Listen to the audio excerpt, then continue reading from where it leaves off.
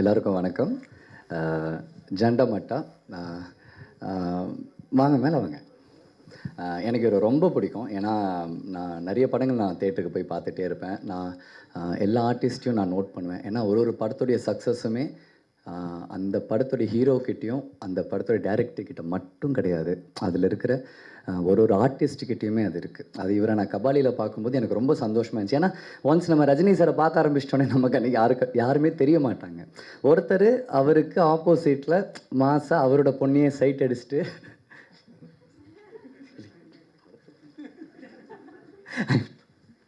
So அது ரொம்ப நல்லா இருந்துச்சு. And thank you. And brother direct.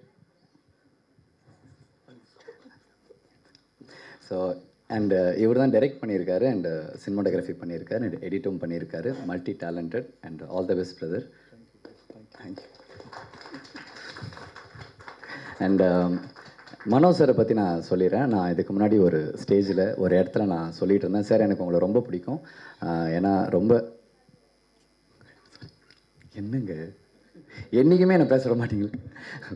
Mano sir வந்துட்டு ஒரு சாங்கு, அந்த செண்பகமே சாங் எனக்கு ரொம்ப சின்ன வயசுலேருந்தே பிடிக்கும். ஏன் பிடிக்கும்னா, நான் ஒரு பயங்கரமான ஒரு அனிமல் லவர்.